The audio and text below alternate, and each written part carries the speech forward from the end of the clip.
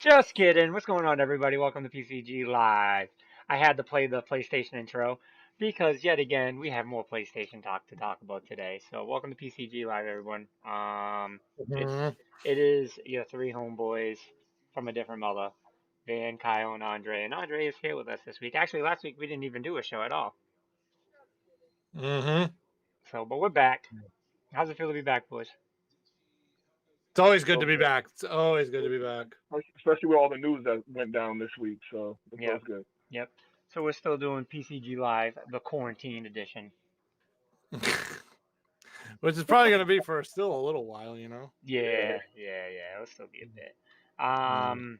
Yeah, so we got some good topics today, a lot of news, a lot of things going on in the gaming world, so it will be a busy show today. So as you can see in our main topic of the day will be Last of Us 2. We had a Last of Us 2 playthrough game trailer yesterday.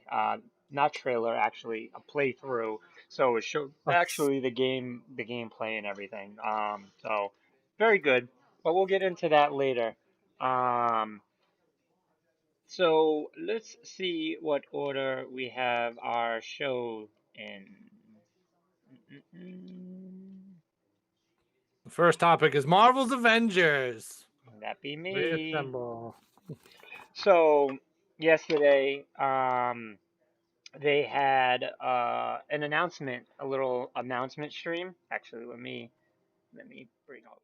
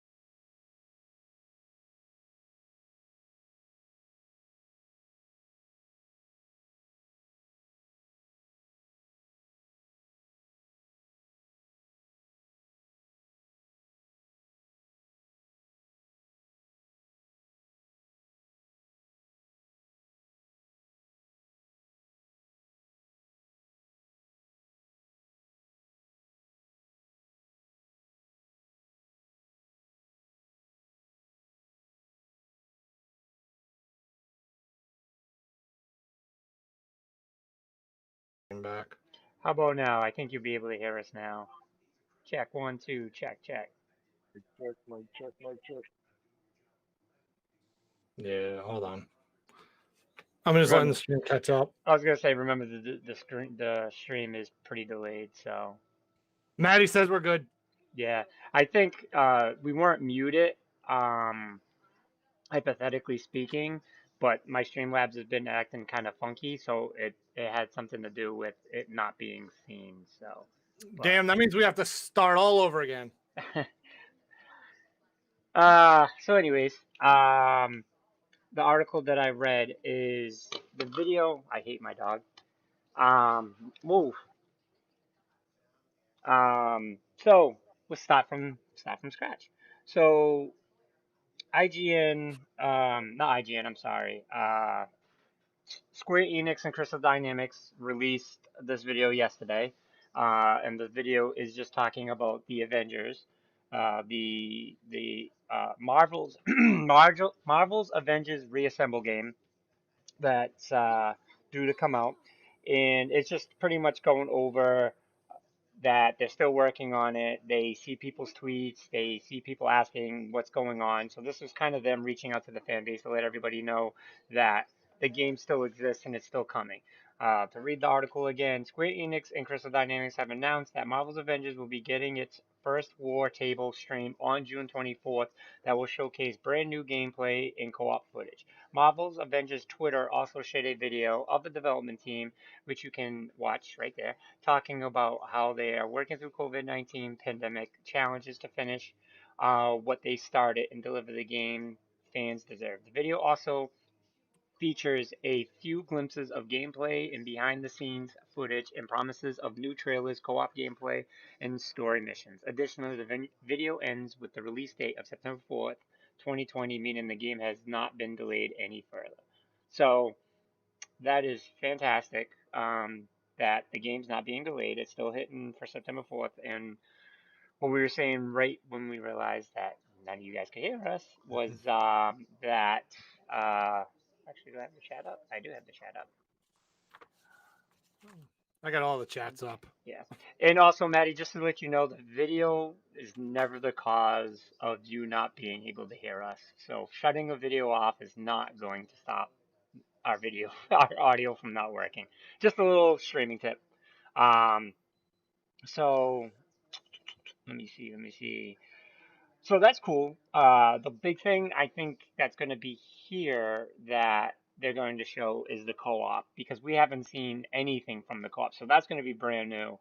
I'm very curious on what we're going to see as well as visually because I know a lot of people were dissatisfied for what they showed for E3. So I'm very curious on what they're going to do with this. Besides the developers are the only ones that got to see really good footage of E3. So. Right. I'm very curious on how that's going to play out and how well it's going to show and how people are going to react to it. But I think this is good news. I think this is big news. This is kind of on the back of everyone's mind. Those that were really excited for it, as you can see, the ones that are reaching out to We them just like, got hey, we just gotta hope the rumors aren't true of the online co-op being limited. Like, remember the rumor that came up that it was only gonna be two-player online, if that, or that you wouldn't be able to play it through a full online with your friend or something like that. mm, I'm hoping that that's not the case. I'm hoping that it's four-player co-op online. Like Marvel Ultimate Alliance was co-op online, so mm, there's no reason this shouldn't be co-op online. So I'm hoping that they show that. Through the trailer, it did look kind of I wouldn't say buggy, but it did look kind of like what's the word? It didn't look like it was up to date as far as graphics. Like I was watching the trailer, and I'm like, it looks like an Ultimate Alliance game. Like as far as they said it wouldn't be nothing like that, but from what I seen in that little trailer, I'm like, it looks like Ultimate Alliance kind of, and like the fighting looked kind of clunky. So Mm-hmm. I'm like, I hope they have a good demonstration for it and everything. You mean it looks outdated? Yeah, that's the best way to say. Almost like that Fast and Furious game where it's a game people wanted for years, but it Yeah. looks kind of outdated. I don't know if I'm the only one that feels that, but I watched it like 3 times to try to get like a better perspective on it, and I'm like, nah, it just looks outdated. I don't know why.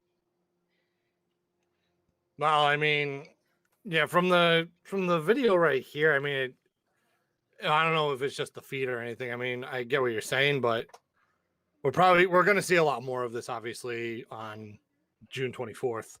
Yeah, yeah, I So, agree. yeah. So, I mean, this is just like little tidbits, like what they're showing in the little mosaic. I can't think of it. It is Yep, yep, mosaic, right? yep, yep, So yep. the little mosaic that's right there. It's just like little scenes that are probably they'll show in the presentation, but I'm sure they'll show a lot more. So I'm Yeah. assuming it's going to look much better when they do the presentation. Yeah, so I think, with what a lot of what they show, we can't base the game off of this because, like they say, it's a lot of behind the scenes stuff, and it's a lot of this video is probably just like the unfinished video cuts of it. So, but we're gonna have to wait and see. We're gonna have to see what's going on, once we see it, Yep. on June 24th. Yeah, Yep. I agree. I agree. I'm just saying from what they have shown. Like I was looking at, I'm like, I expect it to be a little prettier than that. But Hmm. I do think that when they do show like the full reveal, they're gonna make sure it looks pretty. Because when I seen that E3, remember we got to go backstage and see it. So when I seen it there, it looked a lot better than that. So I'm like, but a lot of times when they do demos and stuff, they the demos they're showing, they make sure those are playing at like the highest quality they have at that time. So I'm like, a lot of times they do that because they want to show off how powerful the game looks and all that. But like I said, that gameplay trailer I looked at, I was like, I hope this ain't like Marvel Ultimate Alliance. I loved it, but then when you get to fighting, you're like, dude, they went from a 360 game to a Xbox original game. So that's all I'm hoping. But I got trust in it. You know, me and Van being huge Marvel fans and Marvel heads. I got huge faith in it, and I really believe that this can be the next big Marvel game. I just hope the rumors of the online and stuff ain't true, and that like me and Van, if we wanted to play it through the story, we don't have limitations like where when the match is over, one of us has to get out and then join back in a lobby and all that stuff. I want us to be able to like play through the freaking story. You Yeah. can even do that in the Nintendo Switch one right now. So I feel like So, with it being more of a powerful game, they should have all that stuff ready for it. So to wrap up the topic, I think, my overall view is this. If the graphics aren't going to be top notch, and when I say top notch, it's not going to be like, um if it's going to be like below what Final Fantasy 7 is, because Final Fantasy 7, like I said, Final Fantasy 7 looks fantastic, but there are, certain flaws to it. If it's going to be below high quality, like the highest quality they can provide, then it has to bring a whole lot to the game. It doesn't have to look like what Last of Us 2 is going to look like or anything like that. It Of just got course to not. look Of course it's got to look really really good, but at the Mhm. same time, more importantly, the fun factor's got to be there. Like that's the number one thing that I'm looking for. But don't get me wrong, it can't look like, Super Mario like 2 or something. Well, I'd I hope. just don't want to look like the Switch version, which I love the Switch version gameplay wise, Yep. but graphic wise, it's like at least they went cell shaded, like not cell shaded, they went like comic booky with the Nintendo one, so it's passable. But Mm-hmm. with this one, it seems like they wanted to push how beautiful it looks when they first showed us at E3. So I'm like, this thing better come out. Like I said, I'm not expecting no Last of Us 2 and all that type of stuff. I'm just expecting it to not look like an old generation game. Like this Right. is the Marvel game we were waiting for. So I like, don't want it to look give it like to PlayStation 3. exactly, Correct. exactly. Yeah, so I agree. I agree. All right, our next topic is yours, Andre. This is all about pretty much the Xbox situation. So what's going on with that? So I looked deep into this like a little more to see where IGN pulled it from, Mm-hmm. and then I looked into some articles and see what other websites were saying, and pretty much it's not really a lot to cover. They're pretty much letting everyone know that the next Xbox, the reason it's going to have 1,000 games at launch is because everything's backwards compatible from original Xbox up till now, which we already kind of said. Me, you, and Kyle talked about this. Like, if they didn't do that, it would be stupid because they've been pushing it so much. That's all their exclusive games are pretty much old games. So Mm-hmm. it only makes sense to go this route. The thing that surprised me was they did say it was going to look better. So like even though it's original Xbox and 360 games, they're going to upscale them to look even better. Which with the One X, when they said that, they were actually accurate on that because the One X did make most old games look good, like Rare Replay being a good example. So they said that all their old backwards compatible games are going to look a lot better, and that all the games will be backwards compatible. All of your controllers, as far as using the same button schemes and all that type of stuff, which is good in a way, but I don't really care about the backwards compatible. I kind of want new games. So Mm-hmm. that's pretty much all that is. Like they write in an article 1,000 games off jump. Yeah, because my library has 1,000 backwards old games that I'm playing because there's no new ones coming out. So I mean, realistically, it sounds good. And to anyone that doesn't have an Xbox, it may be very appealing to be able to go through because Xbox does it the best with backwards compatibility. We know that as far as having the access and how easy it is to do. They do it the best because everything that they ever had is available on the newer consoles. Like the Xbox One X can play literally from Xbox Day One till now. So that's good, but I don't want to play those games. I want new stuff. So to me, it sounds good, but it isn't all that. I feel like we've had this conversation before as far as backwards compatibility goes and the percentage of people who actually use backwards compatibility on systems. Yeah, we did. I think you and man pulled an article up on it. Actually, it was actually shocking, saying like, I think if I can remember right, it was saying like most of the people that do backwards compatible, it was at like a 10% or 15%. So people beg for it, but they don't even use it. Yeah, it was like 15-20%, something like that. But yeah, that's basically, yeah, you're right, Andre. When they say thousands of games, it's literally a combination of regular Xbox, or I should say, original Xbox, 360, and then Xbox One games, combined with all the indie games, all the third-party games coming out, and then whatever does launch for the new generation, even Which is though like none of them are exclusive. none of them are exclusive. So it's like, yeah, once you say that part, that we have not one exclusive coming with that. Right, thousands of games, and not one of them is an exclusive to the Series X. Like so something that I've always said about backwards compatibility. One thing I've always wanted is, I always said backwards compatibility. But at the same time, I don't want backwards compatibility at the loss of having newer games. Backwards compatibility is important, but it's not something that needs to be the mainstream thing. I love it as a side thing. And I get Mm-hmm. why companies aren't willing to jump right to the backwards compatibility, especially developers, because it's taken away the chance of them being able to make money. And now people got to understand in the sense of how much money is being made with people going back and buying some of these old games. It's crazy. So now, these developers are stuck between a rock and a hard place. Do we lose out on our money, or do we give the fans what they want? Like it's Mm. it's it's tough, and I can understand it. This battle is tough. Before, like when it was PlayStation 3, it was because we had the backwards compatibility, so it was so much easier just to be like, oh, we deserve it, we deserve it, we deserve it. But do we really? Like, do we really deserve that backwards compatibility? Like, honestly, like we're telling the company that we deserve it for free because we already bought the product. We bought the product for the hardware when it was at that time, not for the new hardware. So if you want to still be able to play it, hypothetically speaking, we just need to keep up with our old hardware. And I get it, it sucks, but they don't owe it to us. Now, when they do it, that's a big reward, and I think No. I think that's a huge bonus and a huge plus, and it makes us like really respect the game company even more. But let's not put it as they have to make it backward compatible, because that Right. now I'm older and I look into it. I'm like, yeah, I can see the flaws in that. I can definitely see the flaws in that. Oh, absolutely. And you got to think of Nintendo too. When the Wii came out, it was backwards compatible with all GameCube games, Hmm. and then they had the Wii Shop channel Hmm. with the Virtual Console, with the introduction of the Virtual Console, Hmm. which with your NES, Super NES, and N64 games, Hmm. they went full blown Hmm. with backwards compatibility on the Wii. Hmm. Kind of did the same thing with the Wii U. Hmm. I had all the systems. Hmm. They're not really doing it with the Switch though. Hmm. Why is that? They're probably Nobody really thinks about that. right, right. They didn't make it backward compatibility at all. But I think they were just like, hey, it had to end at one point, because now look at we're having we're having the virtual console.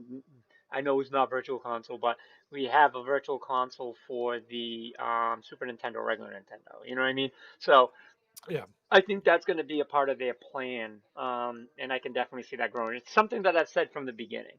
Andre, let me ask you a quick question. Xbox Gold, do you have to have Xbox Gold to be able to play the old Xbox games?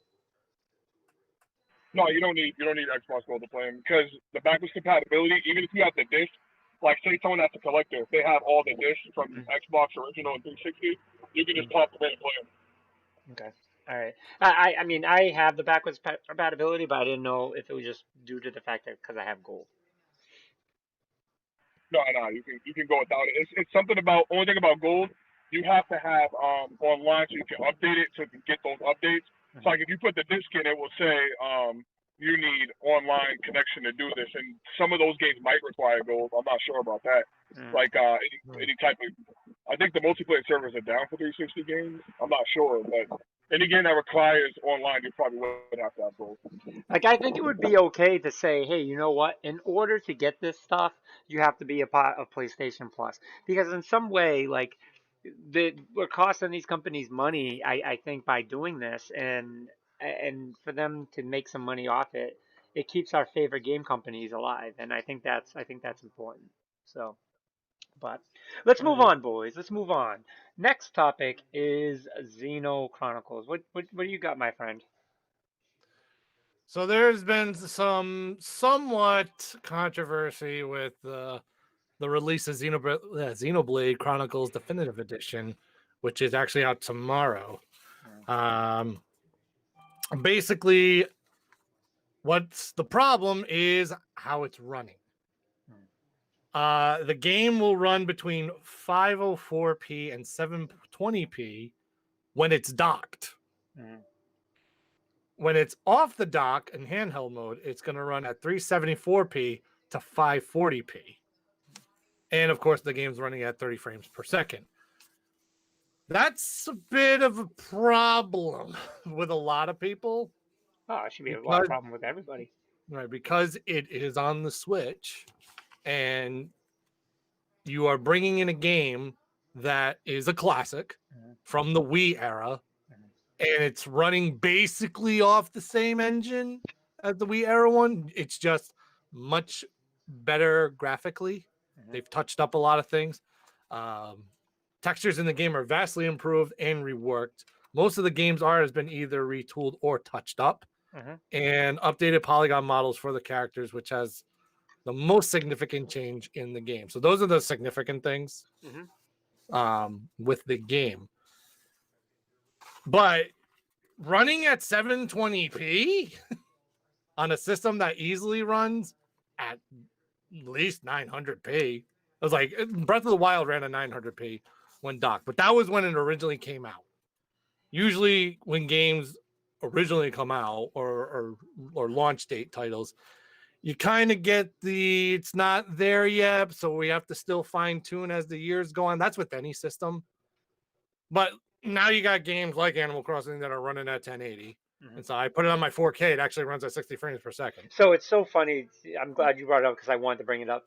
But you just allowed me to segue this in, and I'm so happy you did that. Um, Mhm. so since I've been playing on the Switch, I always play handheld. I play on handheld. Let me see. I would say Animal Crossing was the first game other than Smash that I played that was not on handheld. Mhm. And it was like a shock to me. Like playing Animal Crossing with a controller is so much better than playing in handheld mode. Yeah, I see what you're saying. At the same time, it's like, but it's not really like this taxing thing if you're playing on handheld mode because there's not like many inputs you have to do No, no, and stuff but I like feel that. so much So, better. Like I'm using a GameCube controller when I play in the oh well, I console, mean, and I'm like, I love it. Like I'm like, I don't want to do it on anything else. And then even the way it looks, like I'm like, it mm, looks better, it feels better. It's everything. oh, of course, Yeah, of yeah. course. That's every game though. But it's so Every game funny that's though. docked. But like most of the time I play, I have to play in handheld mode. Oh, I get it. I get it. A lot of people have to do that now, Hmm. especially if you own a Switch Lite. Hmm. It's obviously going to look much better in docked mode. Right. But my concern is that not just, this game's coming out tomorrow. I'll be picking it up. I'll probably play because I never got to play it on the Wii.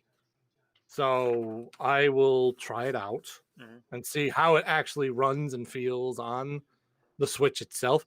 That's been the main minor issue with the game. There hasn't been any other issue. The main issue is how the 30 frames per second and running at 720p at max when it's docked. Again, the 30 frames per second, I'm not worried about. I'm really not. Again, Breath of the Wild ran at 30 frames per second, the game won game of the year. So I'm not really worried about 30 frames per second. 720p, if it's running at 720p when it's docked, I can work with that, obviously. It's not terrible. When you're playing it on handheld mode, if it gets to, what was it, 374p, if it's running at 374p while it's docked in handheld mode, excuse me, that now we're getting into Wii era. Yeah. Which is not good. And my concern is this. Now, I don't know if this is a Nintendo thing or if this is a Monolith situation, because it is running off of the original engine, I guess, from the original Xenoblade, which obviously I'm assuming Monolith developed that engine. So I don't know if it's that engine or if it's like Nintendo working with it.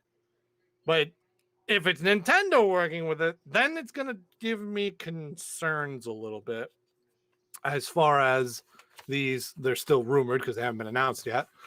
Rumored Mario remakes that are supposed to come out or remastered, whatever they're doing with them.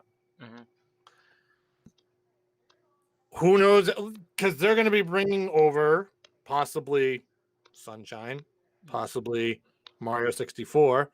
And then my concern with Mario 64, if Mario 64 is the game, my concern with that one is, are they just going to try to extend it from the not the 3DS, the DS version that came out a while back, and they're just going to try to fine tune that?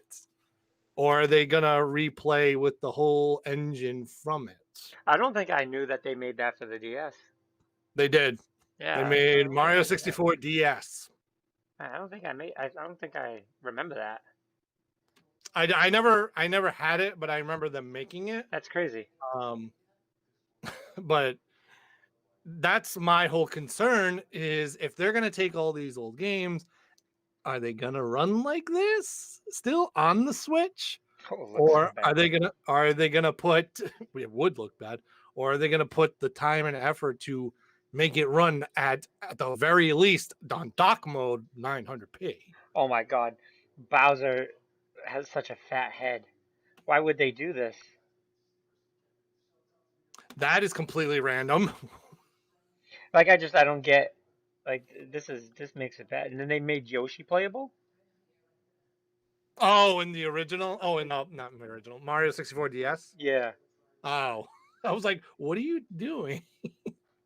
I guess so, yeah. Yoshi's playable in that game. Yeah,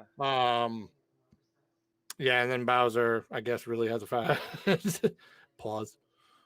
But getting back to my point, not only that, but then there's a certain trilogy that's been heavily rumored for quite a long time now. Whether it's going to happen, I have no idea. More than likely, probably isn't. But the heavily rumored Metroid Prime trilogy is supposed to get released on the Switch, which originally the first two were on GameCube. Then the third one came out on the Wii. And then they put motion controls on 1 and 2 for the Wii version when they came out with the trilogy. Yep. But that's another Wii era video game that they're supposedly supposed to bring over to the Switch, which it would work control-wise on the Switch if we're doing Wii controls because of the Joy-Cons, obviously. Yep. But is it going to be running at 374p when I decide to take it off the dock and play in handheld mode when I'm bored at work? Right. I don't know. I'm hoping that it runs at the very least, again, 900p. So it looks much better than its GameCube/Wii counterparts. I think a lot of this is due to the the engine for this specific game is limiting it, and I don't have an answer why. You know what I mean? Right. So. Right. That's the thing. It's again, we monolith thing or my is more of monolith. Like we just are old. That's so mostly on them. Hmm. Yep. We're running this on old engine and remastering it for the new version. Hmm. I have no idea. The game came out not only for, and it got re-released on 3DS afterwards, and now we have the definitive edition with added content, which is good. But and why aren't we taking the time to make sure that this game runs at least, at the very least, I'll say 720p for this one, for Hmm. this. I don't know whose decision that was, Right. but it draws concern for these supposed remasters from Mario and the possible, very unlikely Metroid Prime trilogy that's supposed to show up for the Switch. It draws concern if they're going to keep going that way into past gens over the Wii U. Like, it's fine porting the Wii U stuff over. It's already in HD. It looks good. And you just got to add little things to it. Hmm. But when you're going further back and bringing the games in, now you got to put a little more tender love and care into these games to make it look good, at least look good, Hmm. and then run at, I'm going to say for the general public, 60 frames per second, because I know everybody is so gung-ho about 60 frames per second. Again, I'm not, but I know a lot of people are. Hmm. You need to put the tender love and care so that everybody's going to look at this game and go, wow, there is a clear difference between the Switch version and the Wii version / 3DS versions that have already been released. Yep. So Yep. I don't know. I'll pick it up tomorrow. I'll play it. Again, I have not played the original Xenoblade Chronicles, so I kind of wanted to play it, especially after playing with Shulk and Smash. So kind of want to check it out. Yep. Anyway, so I'll give you an update on it. Sweet. Sweet. It's funny, Andre, because he's gonna play this game before he plays Pokemon. There are some updates for Pokemon, by the way, What that I totally forgot about. what are the So updates? I may pop that in now before Yeah, go ahead. Xenoblade. So there is a mystery gift coming out that includes the Galarian Mr. Mime with its hidden ability. Hmm. And for all the Pokemon people, they know that getting hidden abilities is a big old pain in the ass. Hmm. It sucks to Hmm. try to get hidden abilities. So Mr. Galarian Mr. Mime's coming out with his hidden ability, which is Ice Body. So activate your mystery gift in the game. You'll get Galarian Mr. Mime with the hidden ability. And then you just got to go from there and breed with the hidden ability and get your 6 IVs if you're going to go that deep Hmm. with training. So Nice. Thank you. Oh, did we lose Kyle? Andre, no, you... Oh, okay. All right. So it looks like we lost your video. we should be good now. Okay, there you are. All right. And then, did you have any other Pokemon news? Nope, that's the only Pokemon news Sweet. that I saw.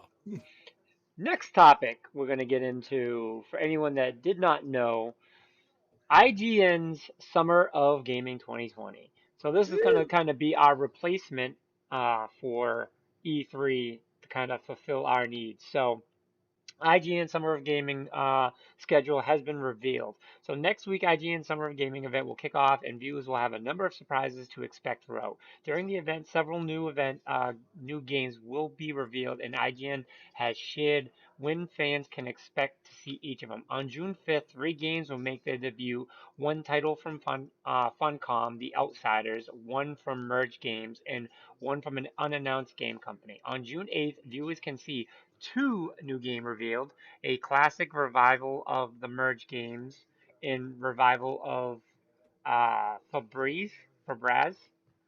Finally, Yes. what's Fabraz?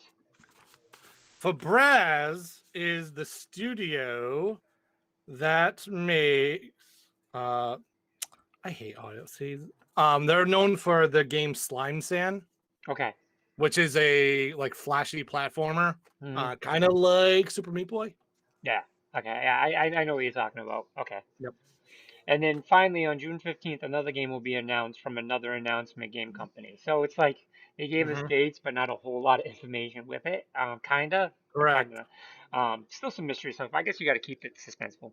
While the game reveals are easily the most exciting aspect of the event, there will be several other reasons for gamers to tune in as well. Summer of Gaming will feature numerous trailers, interviews, and hands-on videos. Games Mhm. like Cyberpunk 2077, Destroy All Humans, Samurai Jack, Battle Through Time, SpongeBob SquarePants, Battle for Bikini Bottom, Rehydrated, Ninjala, and, Ninjala. and more. Is Ninjala the game that we played at PAX? Was that Ninjala? No, that's the game that we're absolutely waiting for to come on the Switch because it's going to be a free to play. Is it a free to play? Yeah, I didn't know that was a Ninjala's, free to play. Ninjala's going to be free to play. They said it. Oh, Ninjala. Oh, yes, yes, yes. Okay, now I remember. It's like the Splatoon versions of like ninjas. Yep, Correct. yep. And more will be displayed during the event. In absence of the E3 and other live gaming events this year, IGN Summer of Gaming will seek to fill the void.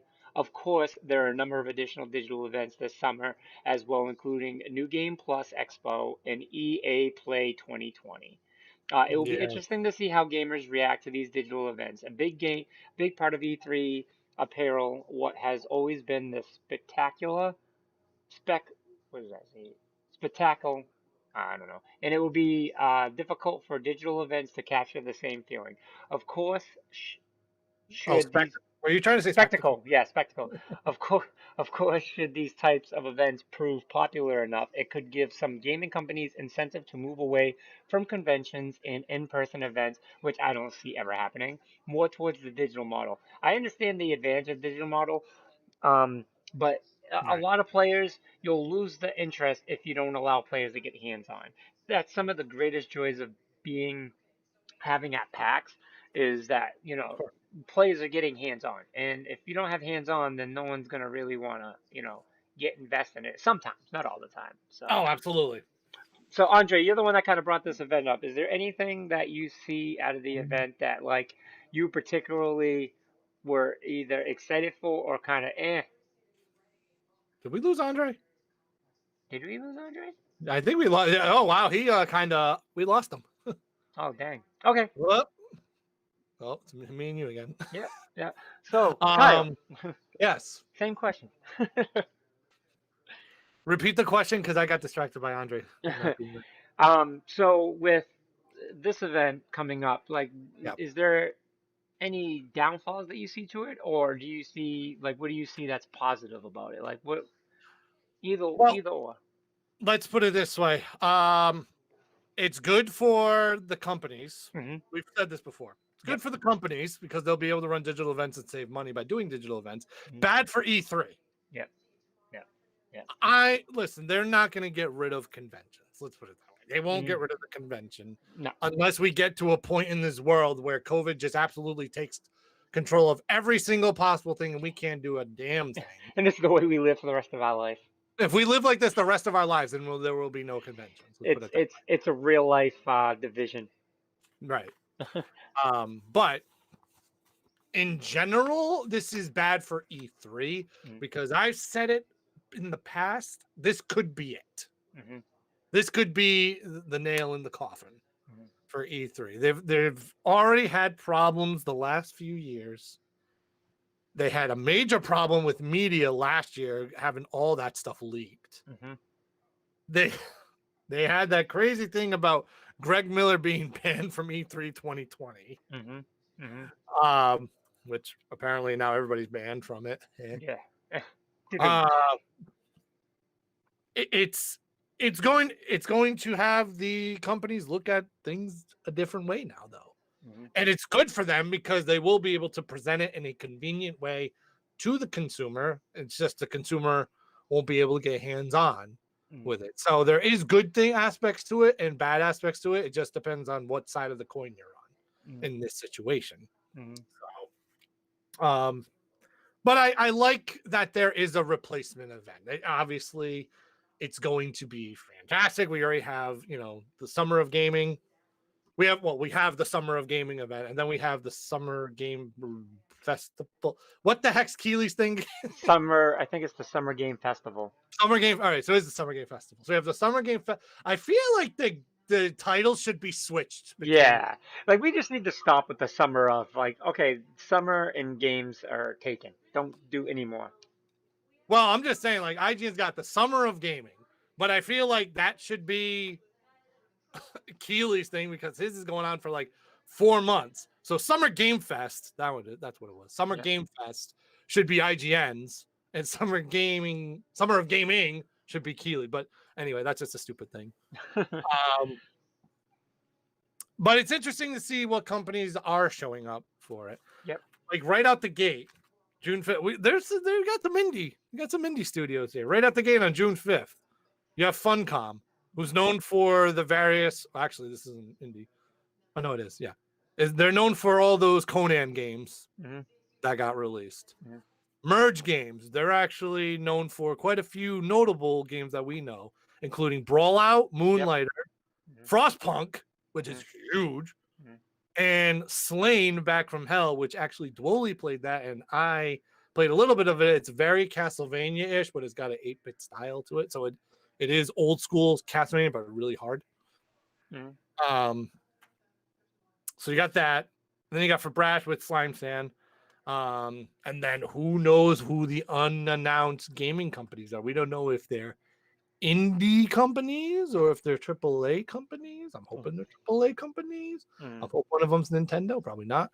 But I think we're gonna see some AAAs in there. I think that's why you don't. of course, you're not hearing the names. Of course, we'll see some. We'll definitely see some AAA titles.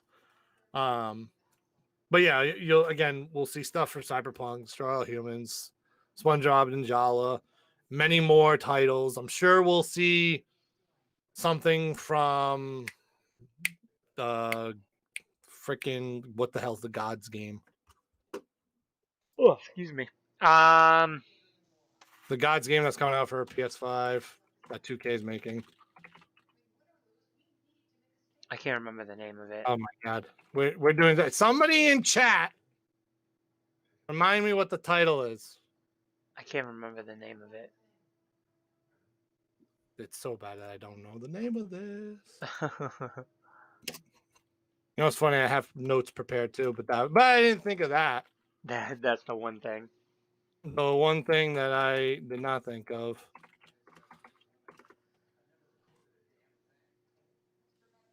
All right, I don't know. It's not popping up anywhere. I'm sure somebody in chat will eventually pop it up, but I'm sure we'll see. I'm sure we'll see some PS. Well, maybe not Sony stuff, but we'll see some next gen stuff for sure.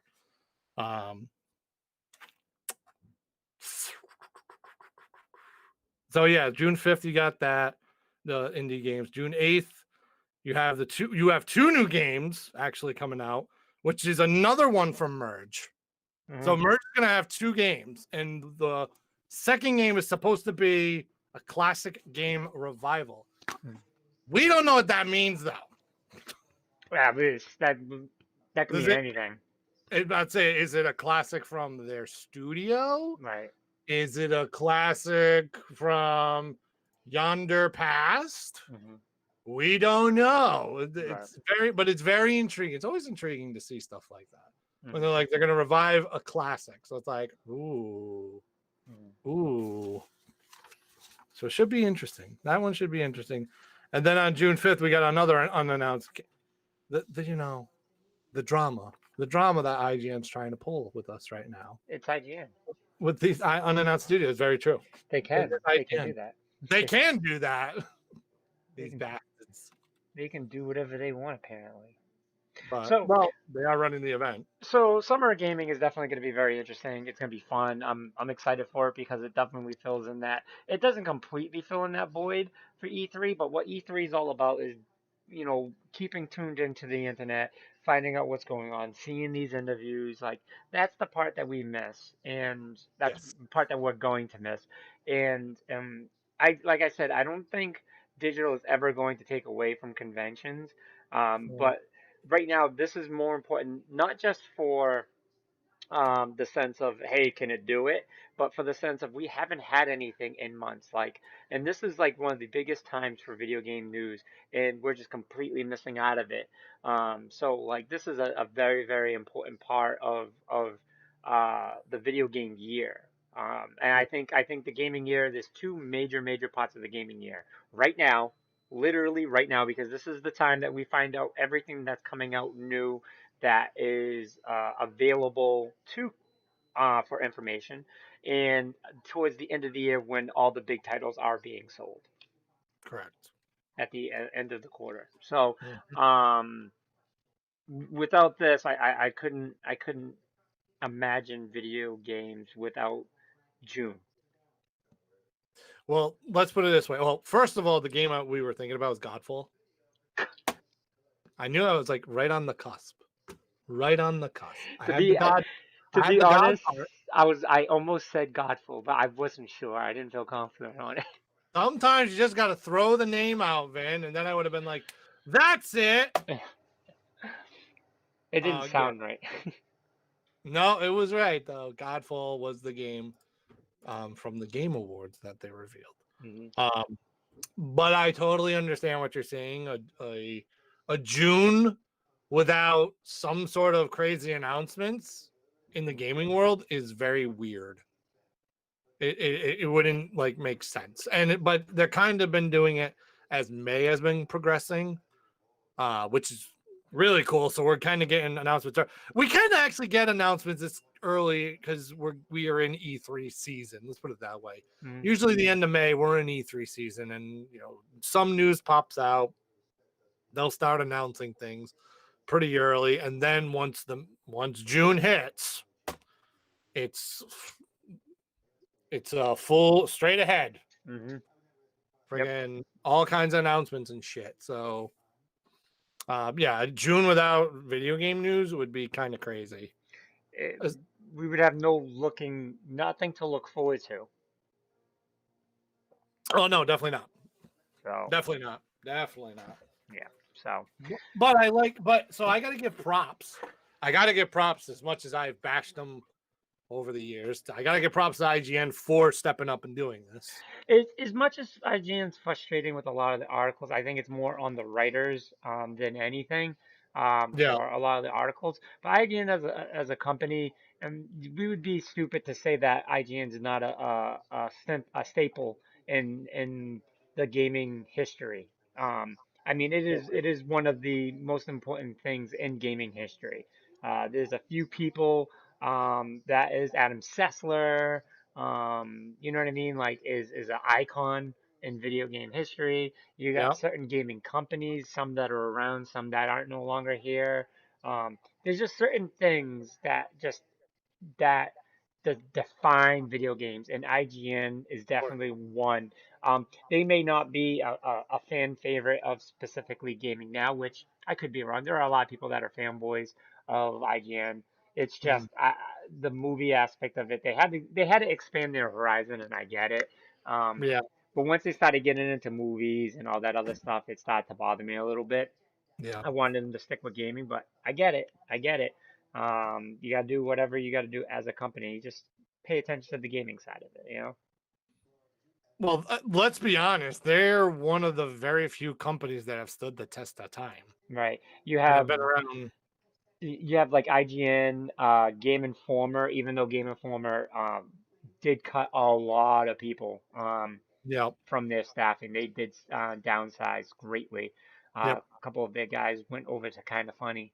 Um, then you have who else am I missing? That's really really big. Game Radar, is it Game Radar? Game Radar, Game Spot.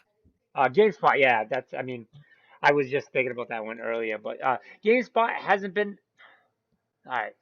So I don't want to say they haven't been in the game for a very long time, but as we're getting older, time speeds up a little bit, and you Yeah, a tend little bit. you tend to forget how long ago but GameSpot has been around for many, many years. I mean, GameSpot's been around since I was in high school. So, um, and Right. I'm at a young 38 now. So, um, with saying that was a quite a long time ago. So, Mhm. um, yeah. So I guess we can definitely say GameSpot. Definitely game trailers. Has been in the game for a very, very long time. So, Yeah, but um, they're gone. is game trailers gone now? Yeah, game trailers has been gone. Okay. Yeah, I think I knew See, that.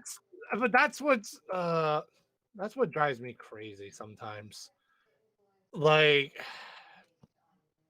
I've been watching a lot of old G4 videos Mhm. lately on YouTube. It just Mhm. kind of popped up on my feed one day, and Mhm. I was like, "Let me watch it," because I was watching Attack of the Show, Mhm. and it's crazy to watch them back because your brain goes back like 10, 11 years ago. It's like you're watching it again Yeah. Yeah. right then and there. But it's because I distinctly remember during my college years, I would come home. Mhm. If I didn't have a night class, Mhm. I'd come home, sit in my basement, Mhm. and pop on G4 at I'm thinking I don't know if I got the schedule right. I'm pretty sure Attack of the Show was on at 6 o'clock, Mhm. went for an hour, and then like X Play was on at like 7 o'clock. I don't know how much G4 you watch, man, but I watched a lot. It started to get cringeworthy, and I stopped watching it. Um, I was more with I just stuck with X Play. I see what you're saying. Mhm. I don't know. I had fun watching Attack of the Show with Olivia Munn in there. And now look at her; she's a freaking big movie star. Right. Right. Now it's like, oh my god! But like watching those like highlights, it was funny because like she's hilarious in the show. Mhm. But then like X Play was cool because you had again Adam Sessler, and you had Morgan Webb like every night at 7 o'clock or 7:30 Mhm. doing the show, and it was.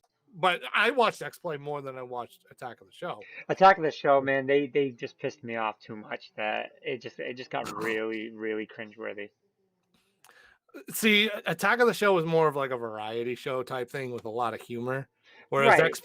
X Play was your, video game news Yep. Yep. show. That if you wanted video game news, you went and watched that. But if you wanted like a goofy time, then you went and watched Attack of the Show. Right, like, but I think at the beginning of the Attack show was really good, and just it started to get really, really bad towards the end because it felt like they were grasping at straws. I think at the beginning they were kind of more towards like the newsy tech side of things, Hmm. and you could kind of get that vibe from it. Hmm. But at the same time, now you're kind of mixing between that and X Play, and it's kind of like the same show. So they probably went a little bit of a different direction with it because they didn't want it to be like the exact same thing, kind of like X Play was. Hmm. So maybe that's why they did it. Some people liked it, some people didn't like it. For me, I thought it was funny. But again, I was an X Play guy as well. I watched it religiously. Another another thing G4 was known for was cops. I don't know where they picked that up from. Like, why did all of a sudden they were like, hey, you know what? Everyone likes cops. We'll play cops for 4 hours straight. That was I don't understand that one. It's like they definitely didn't have enough shows. So do you know why Fill that though? gap. So that was a station thing. So G4 actually wasn't a all day channel. It was only No. during certain times of the day. So Yeah. on the off hours of G4, they ran cops Yeah, they did. They ran that and they ran infomercials. and cheaters, cops, cheaters, any of those like reality like shows. Yeah, oh yeah. So. It's crazy.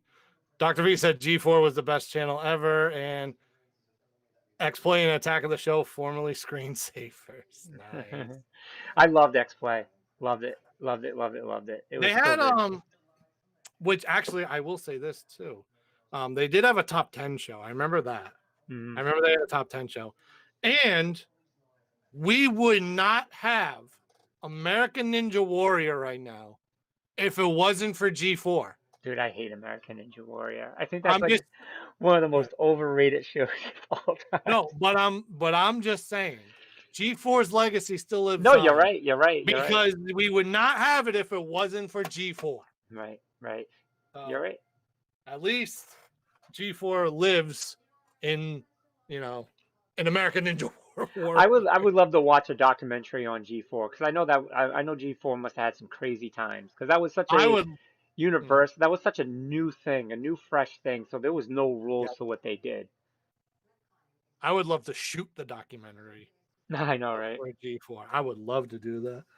Get at like you'd have to get so many people to interview. You'd have to get. We'd have to try to get Olivia Munn, Hmm. Olivia Munn, Kevin Pereira, Hmm. Morgan Webb, Adam Sessler, Hmm. reckon Allison Hayslip, Hmm. You, Candace Bailey. So many people I remember from the freaking show. you know one thing I liked about Morgan is Yeah. she never pretended to be something she wasn't. Because at that time, Oh no. it was very rare that like a female gamer came out.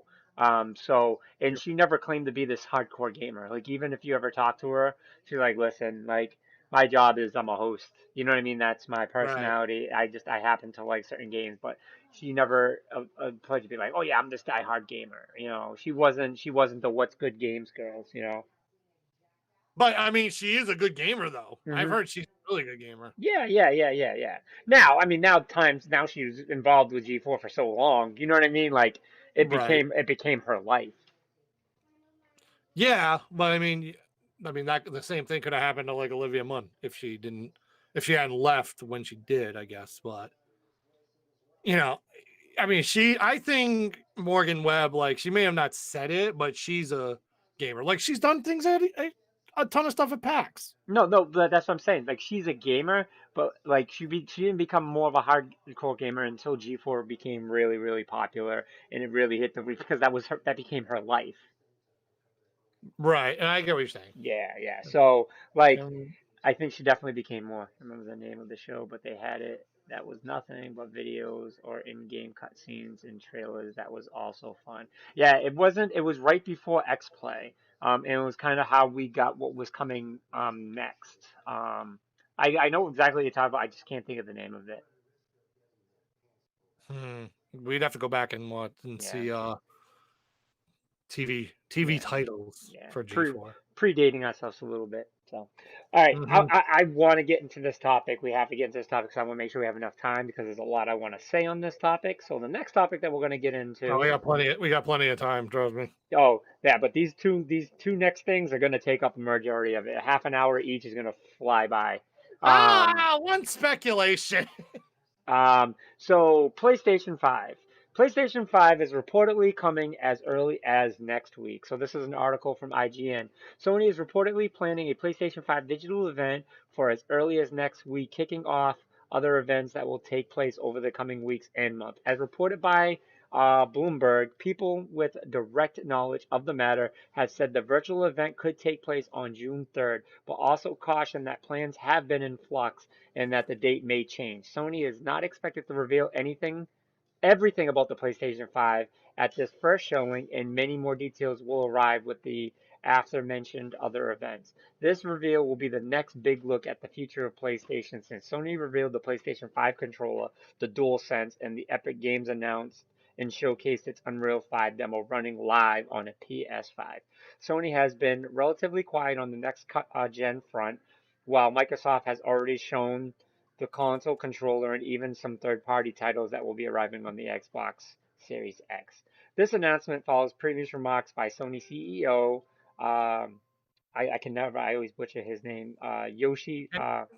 Kenichiro Yoshida. Yeah, who said that we will soon be announcing a strong lineup of PS5 games. Also, while we don't know the official release date of the PlayStation 5, besides holiday 2020, Sony has confirmed that the COVID-19 pandemic has not affected any delays, although there very well may be launch shortages.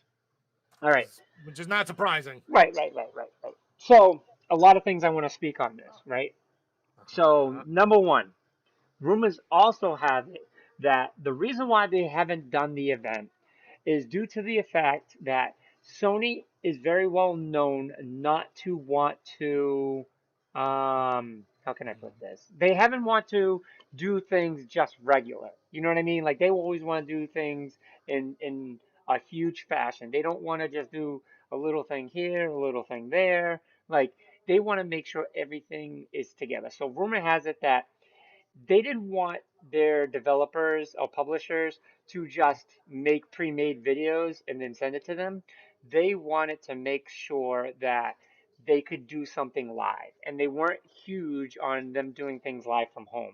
So a huge example is Xbox. They didn't want to do pretty much what Xbox did. They want to make this a big extravaganza because honestly, how often can they do this? They don't get to do this very often. It is once every, let's just, you know, call it every Seven, 8 years. 8 years. You know what I mean? Um, let's say every 8 years. That's how often they get to do it. So this is like their time to really be flashy with this. They love going big with this console. So this is a big deal for them. And especially this console. I think with this console, this one's going to break the mold and it's going to change how often video games consoles come out and the whole formula of video game consoles. So I do believe that they really want to make this big. So if that's a big problem, that's why we haven't heard anything. And they don't want to just leaking out little by little, like, here's a picture of what the console looks like with no details. Like they feel like stuff like that is useless. They're just like, hey, we're just gonna give it to you. We're gonna give it to you all at once. That way you could just swallow it and really enjoy it. Right. And they're really good at what they do. So I guess you can't really complain because their PR game is strong. Like they do a very good job with their PR. They do. They do a much better job than Xbox does. That's for sure. I My agree. my thing too is, Sony Sony could hold off honestly until like August if they really wanted to, and then Yeah. drop and then show it off, and then everybody would just be like, "There it is," and go crazy and stuff because they know that they have the games to back up the system. Mm-hmm. They know. Mm-hmm. Mm-hmm. That's the big difference between this system and the Xbox Series X because Xbox doesn't know if they have the games. They're showing them off, but they don't know if they have the games to Mm-hmm. show it off, which so far it's not looking good. Sony knows that they have the games, which to be honest, this is probably why they haven't said anything about PS5 because what 2 games are coming out next month and July? Mm-hmm.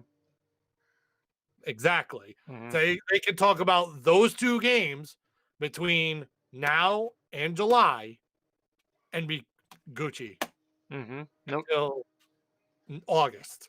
Mm-hmm. And then they'll drop PS5 news. And then everybody will just go bananas. Mm-hmm. That's what I would do. Mm-hmm. I would personally do that. We've been waiting long enough where if we wait another freaking 2 months, who cares? Well, to me, Mm-hmm. at this point, it's like, who cares? So I can be patient with this. If it's next week, cool. If it's not next week, I can wait. I'm patient. Yeah. I'm patient when it comes to Sony. So I bet you what's going to end up happening is next week we're going to see a console and a date.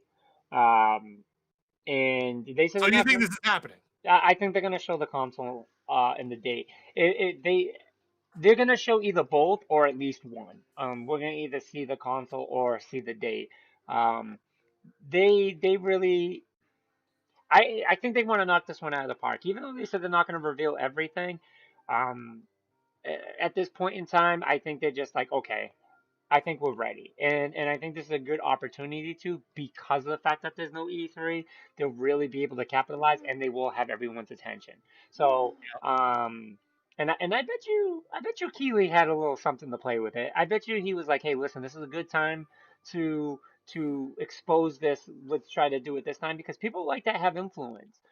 Whether you believe it or not, they have influence and they'll talk to people and be like, hey, listen, we'll really push and advertise, we'll market this and they'll help. And this has nothing better but a full stride for PlayStation. I mean, it's a full opportunity for PlayStation. Well, of course. Mhm. It's a huge opportunity if they do it. They don't have to. Mhm. Let's just be clear on this. Yeah, They no, don't have to. they don't have to do anything. This is Right. PlayStation in That's all my point. actuality. I don't know if this is this article to me, again, I look at it as this is just pure speculation. Because the next week could come and then just nothing happens. I We've mean, seen it before with Nintendo. we've seen it It- before with PlayStation and Nintendo. You know, not so much right. Xbox. Most of the time, when something leaks to Xbox, it's never Xbox, true. when something happens, oh, it's definitely happening that day Yeah, because yeah.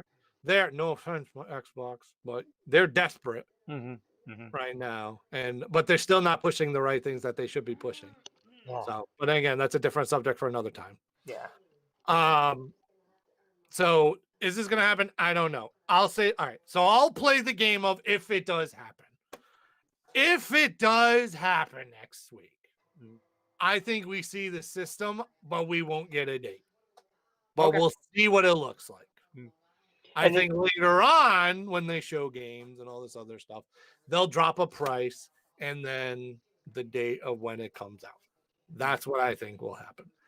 That's if it happens next week.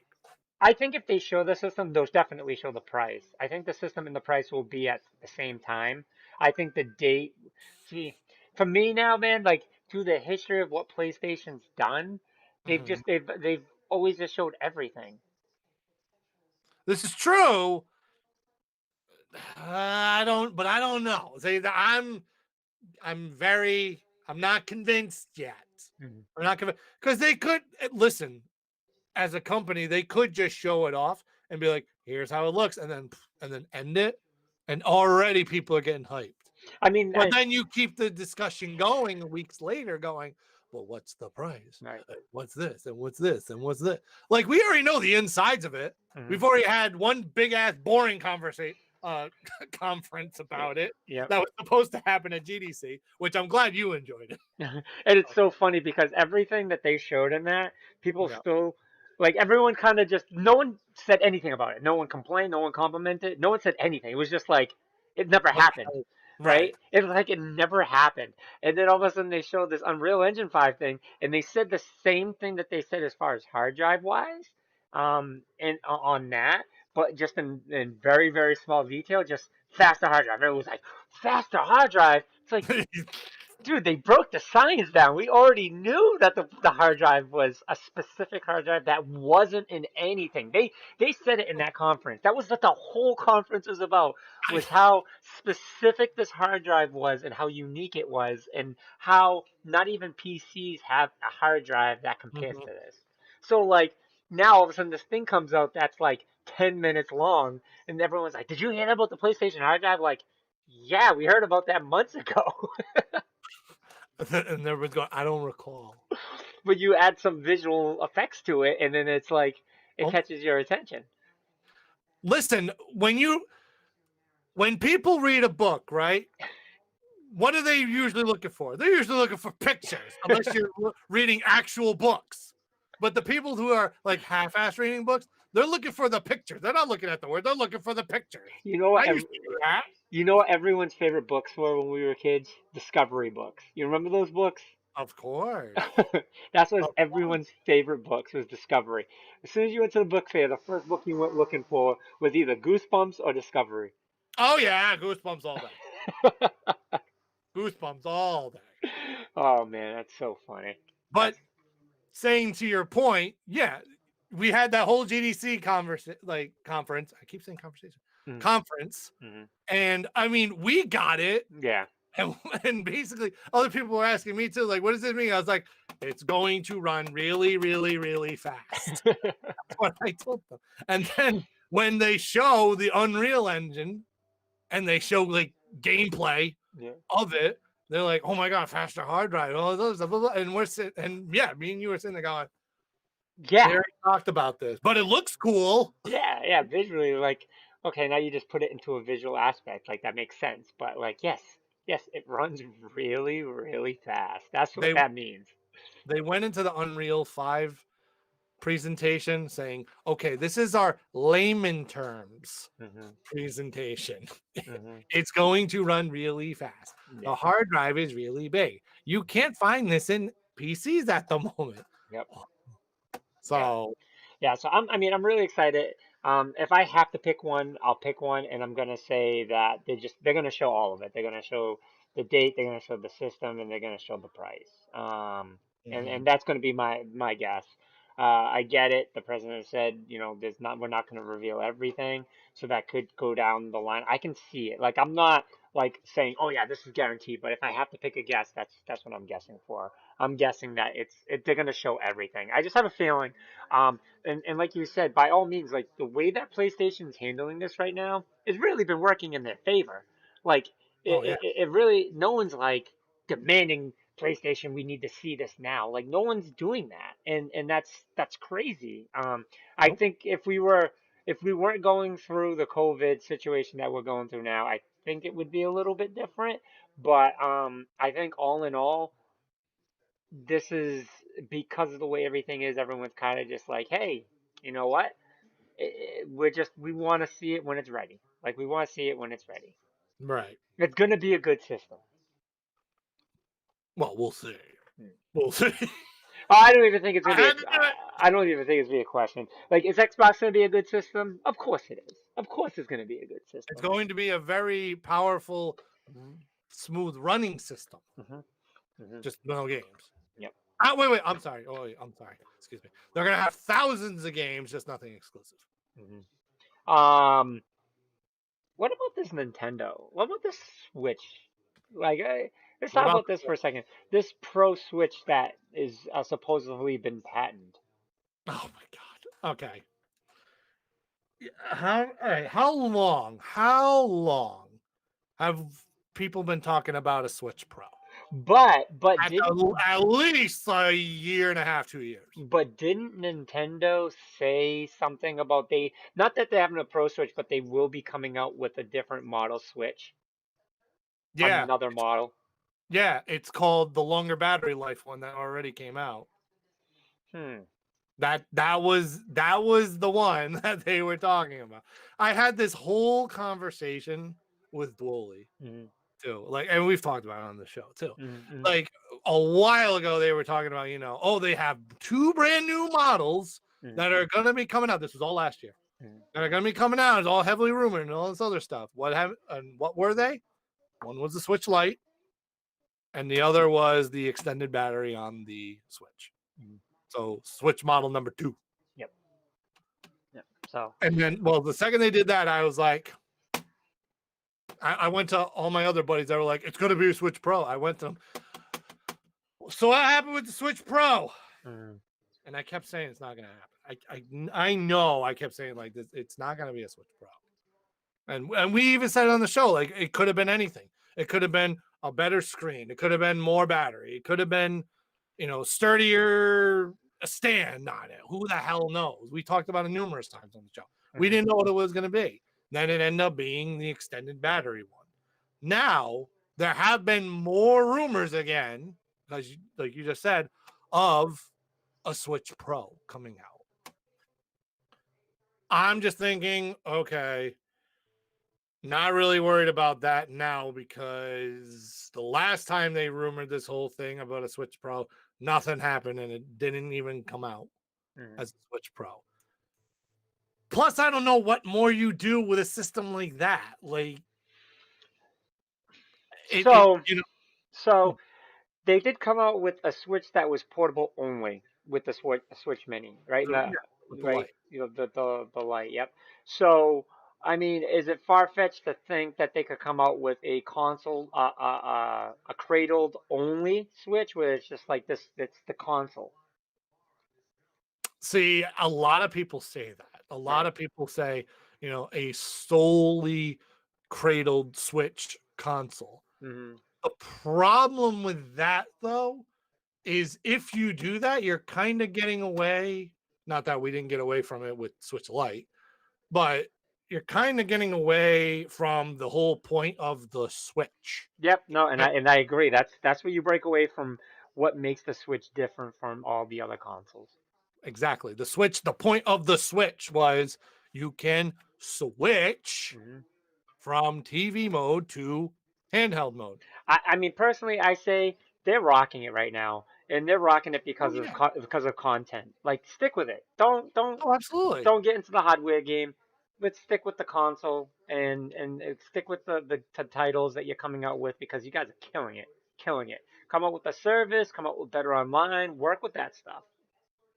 That's and again, like we've said before, that's their main problem right now is their online Mm-hmm. play. Mm-hmm. And we talked about backwards compatibility before, and my point with the Switch was you have the NES one, you have the Super NES one, but they're not really going gung ho on putting games on it. And people that are around our age are sitting there going, "Well, where are all these games? Or where's this? Where's this? Why don't they add this to Super Nintendo? Why don't they add this to NES?" The they probably have statistics on what is being played on the Switch itself as far as apps Mm-hmm. go.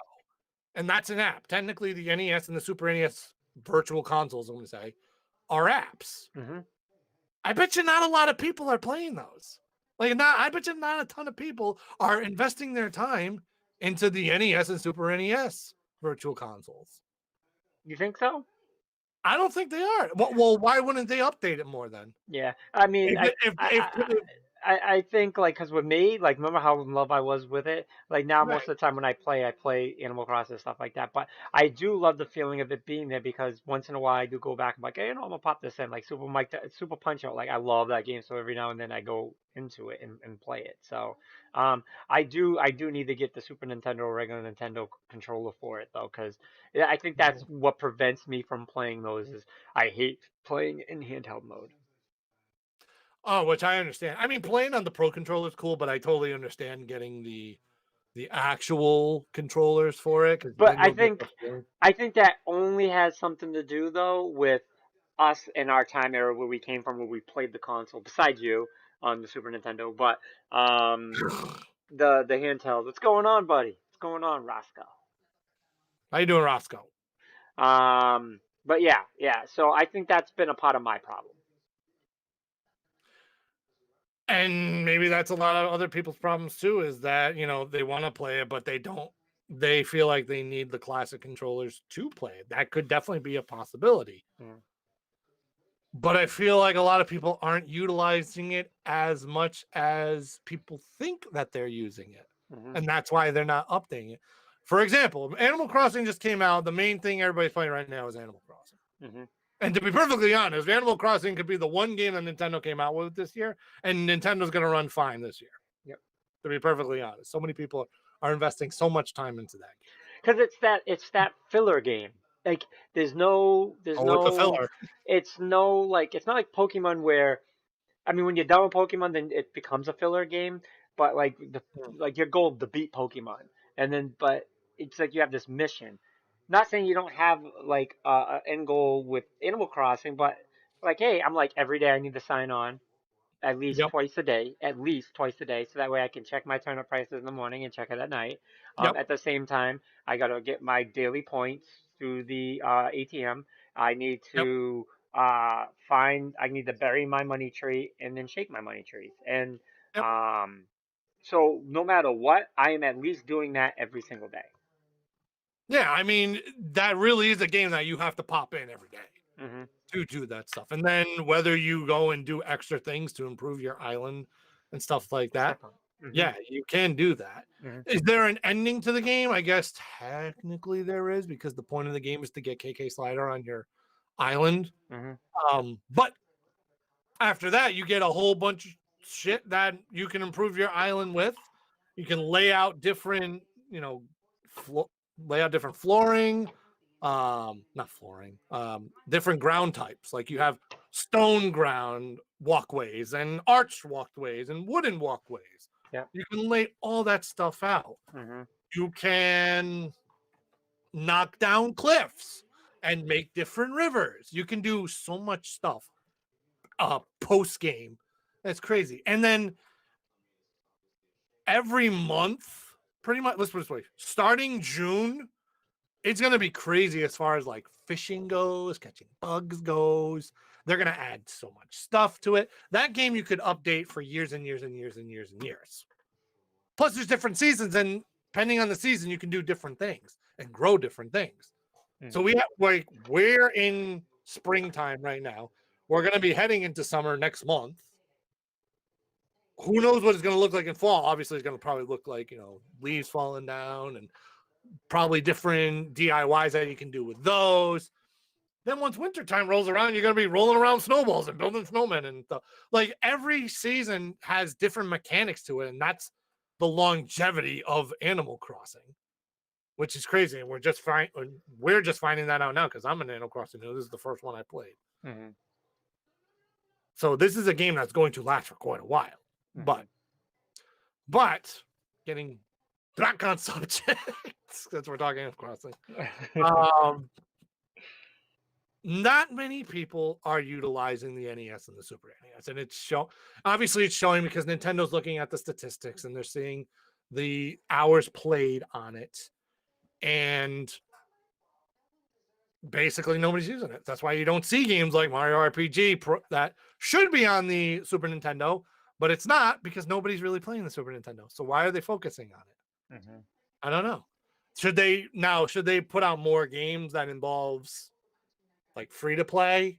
Yeah, which they're doing with Ninjala. They've already done it with 3 games.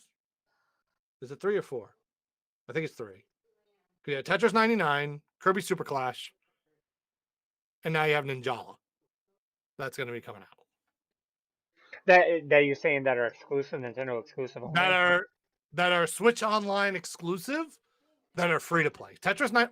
Because Yeah, there's a bunch of free to play games on the Switch now. Like they have Smite on there, they have Fortnite, they have like a bunch of those. But you're talking just Switch I'm exclusive. talking exclusive Nintendo Switch. So there's a racing game, and I think that's Switch only. Which one? I don't have my Switch over here. I downloaded it. It's almost like it's that game that I said that's like Midnight Club. Oh, I know what you're talking I about. can't remember it, but I can't think of the toy hole. I think that's Switch only. We'll have to check. It's not a very popular game, I don't know, but like Right. I enjoyed it. I thought it was pretty cool. Yeah. So, but I think they should focus on that. Yeah. Focus on the free to play stuff, which I will commend them that they are, because people are still playing Tetris 99. Tetris 99 is fun as hell. Kirby Super Clash, I fell off of that, but I played the shit out of Kirby Super Clash. So I pretty much, if I were to do everything in that game, I would need people to play and be at the level that I'm at. But I don't know many people playing that are at my level, which is level 100 right now. So, but like you said, when it originally came out, it's a fun game. It's super fun. It's a fun little. It's literally a mini Monster Hunter in the Kirby engine. Yep. Which is hilarious. Yep. I think it's hilarious. Yep. So that's great, and then we'll see what Ninjala brings.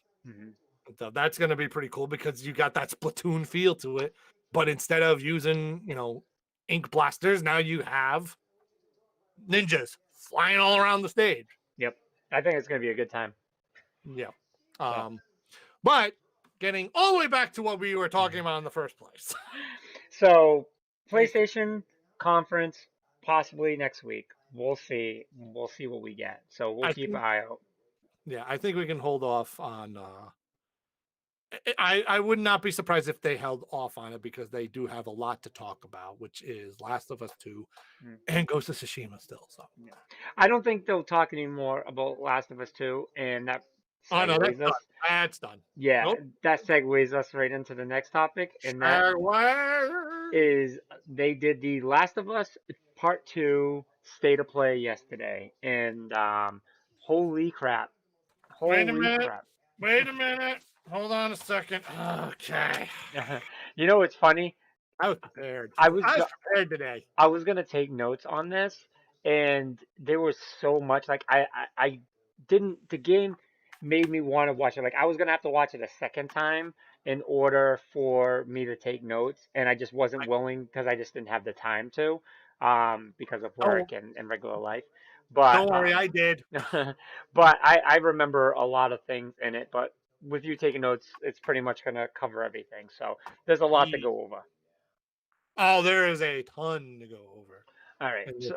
So first thing I want to bring right away is something that we were seeing a lot of is the visuals before, and now we know that the visuals are the real deal. The cutscenes are pretty much gameplay engine graphics, and that's incredible. So, but that's something that was notorious for Last of Us, the first one, anyways. Is all the cutscenes were all pretty much in-game engine and graphics, anyways. Oh yeah, Um, so graphics look good. I've always liked the controls because it was more real. And yep. it was really tough, but it was still fluent at the same time. So that's the only thing we don't know if we get out of here, but it definitely seemed very fluent. Oh yeah, absolutely. It Um, ran. It didn't. Yeah, it done. mhm. It did run smoothly. Since you got notes, we'll go by your notes because you kind of have it in order. So we'll kind of go by what you have, and I then I should can have kind just of give my gave you a input. copy. I should just gave you a copy of the notes. No, it's That would. okay. So anyway, basically to give a base description of the game, it takes place obviously years after the first game. I thought originally they said like a decade after. I could have swore they said like Um, a decade. no, because Ellie was she had to be like 15 in the first one. Yeah, I thought she was younger than 15, or maybe I'm wrong on that. Yeah, I think she was around 15 in the first one. And I think, Okay.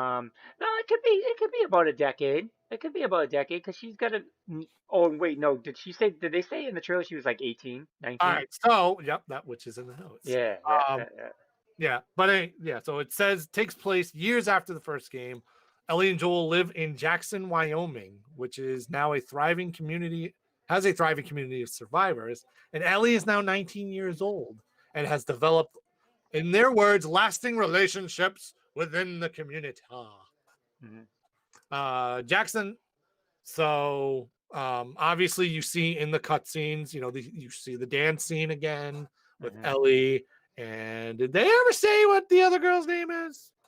She says it because I forget. there's a scene that ends up happening that the name was mentioned.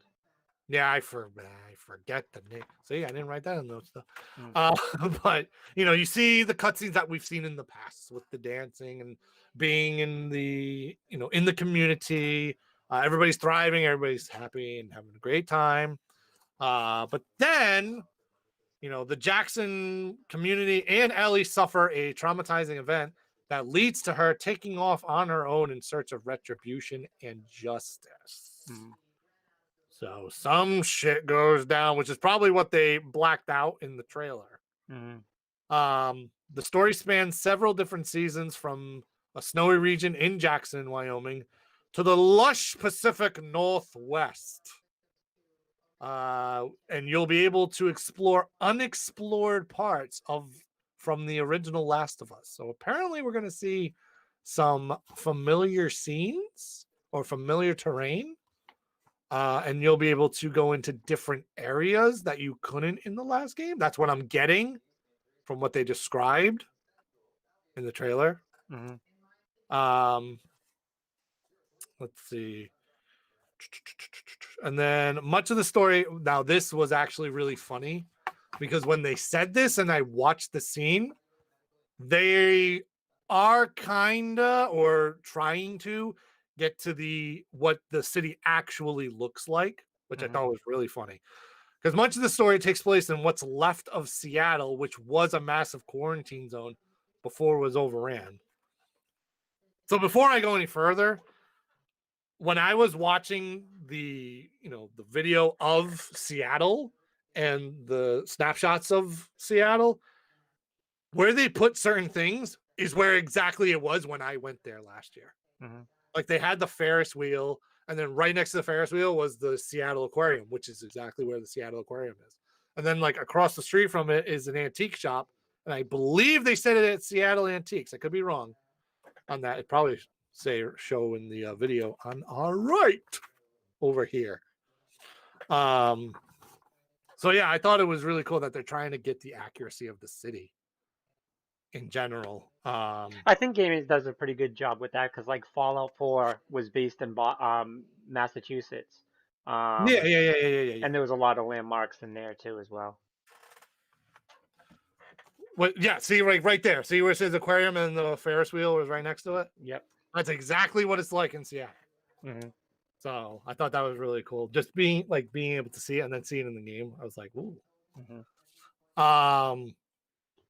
So anyway, You will be able to explore dense city centers from dense city centers to beautiful suburbs and stormy waterfronts. So basically, when you saw the aquarium and where the Ferris wheel was, that is on the waterfront, or on the pier of Seattle. So Hmm. you'll be in rough terrain if you're probably working in that area, which is really cool. Hmm. Um, so there's different types of exploring that Ellie does rather than just, trying to jump from one spot to another. She can use a rope Yeah, which we just now. witnessed. I wish I could pause the video, but that was something I wanted to do. Like that's not something you have to do. It's something Yep. that's like if you want to explore certain things, if you have certain tools, you'll be able to explore those things if you have the tools. There might be like mandatory tools though that you'll probably have to build. Oh, I mean, of course, there were going to be certain things that you have to get by. Yep. But they were saying like if you want to explore certain parts of certain things that are not a Mhm. part of the game, you can. Oh yeah, absolutely. Absolutely. And I think that's one thing that is in my notes as well. So yeah, but Ellie, one of the items that you can use is the rope, Hmm. which brings you straight down into a different area. You can swing. There'll probably be more material or collectibles, whatever that they show in the game. Hmm. Your main type of travel, which they actually just showed, will be on the horse. But some areas that they did show, and I thought this was very interesting, you will have to use a boat to explore. The only reason why I find that really interesting is because unless she learned how to swim within the last years that she's in, like Ellie doesn't know how to swim. Hmm. So, Which I imagine that's an easy thing to throw well, in there no, or something. I think it would bring an interesting dynamic if they, you had to travel by boat, but you had to like go through areas where you didn't get like grabbed or anything like that and put in the water, and now you can't swim. Hmm. Yeah, no, that would definitely be a good point, because then it would explain why she doesn't go through water by swimming.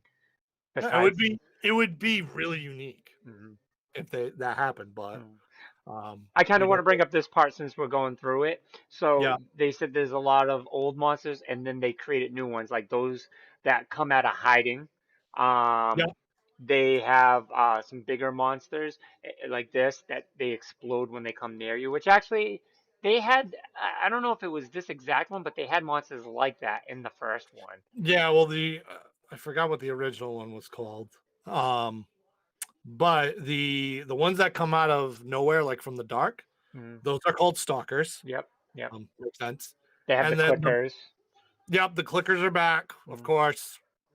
And then the large ones are called chandlers, mm. which they are heavily armored, and their armor, their armor is pus. So I was like, ew.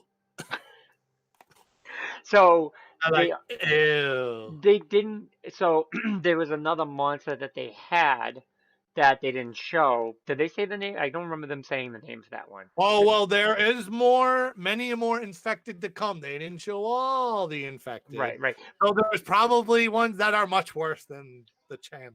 Yeah, there's supposed to be a big, big one. They said it's a huge one. Oh yes, which will be lovely. Hmm. Hmm. Um, so that'll be interesting to So see. something I seen immediately with this game right away is this Yeah. game's gonna be hard. Oh yeah, This game is going to be very it's hard. it's going to be very difficult. Well, here's another fact. Here's another factor why it's going to be hard. Right? Which there's two warring factions in the game. One of them's called the WLF, Hmm.